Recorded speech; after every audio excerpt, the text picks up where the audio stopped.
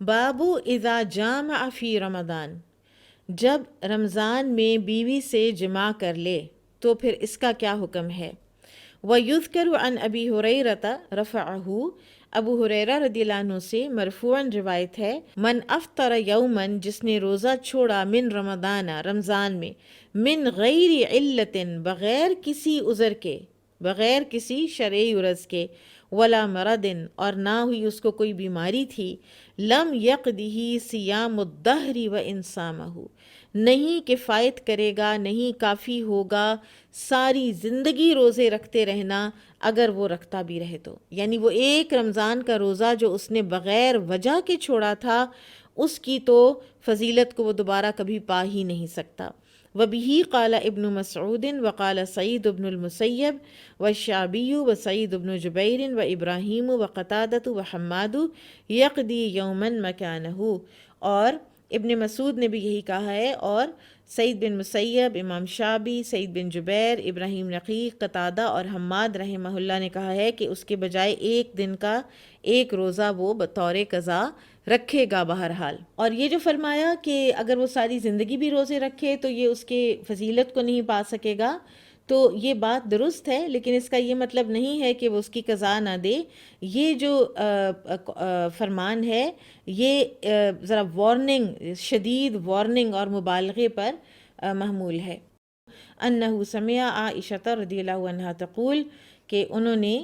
سنا عائشہ رضی اللہ تعالی عنہا کو فرماتے ہوئے، ان رجلاً، کہ ایک آدمی، اتن نبی صلی اللہ علیہ وسلم،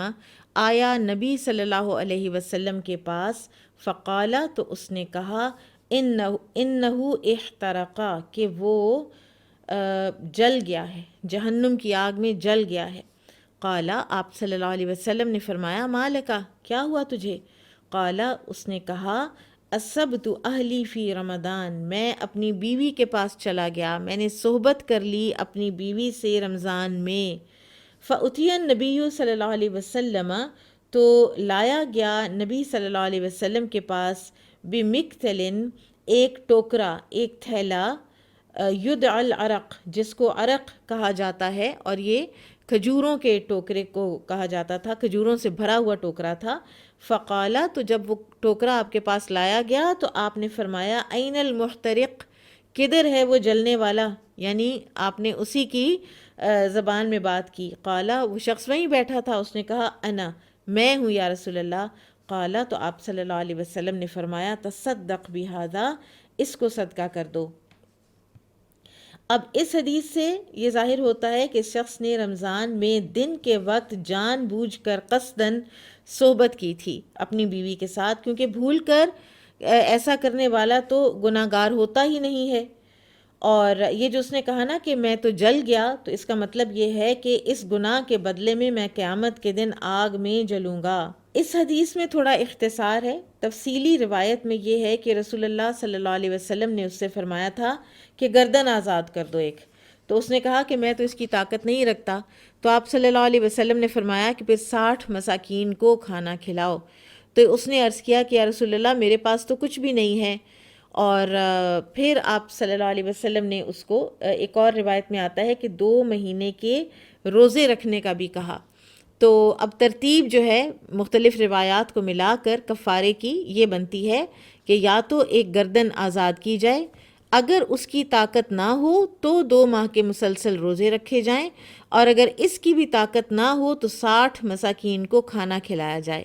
اور یہ کفارہ اس شخص کے ذمے ہے جو روزے کی حالت میں دانستہ، جانتے بوجھتے ہوئے اپنے آپ کے اوپر، اپنی شہوت کے اوپر کنٹرول نہ کر سکا اور اپنی بیوی سے صحبت کر بیٹھا۔ اور اچھا، دانستہ کھا پی لینے پر یہ کفارہ نہیں ہے، کیونکہ حدیث جو ہے یہ صحبت کے ہی متعلق ہے، کھانے پینے کو صحبت کرنے پر قیاس نہیں کیا جا سکتا، ٹھیک ہے۔ اور البتہ کسی نے اگر بھول کر اپنی بیوی سے صحبت کر لی تو اس پر نہ کوئی کفارہ ہے، نہ کوئی قضا ہے، اور اس کا روزہ کنٹینیو کرے گا۔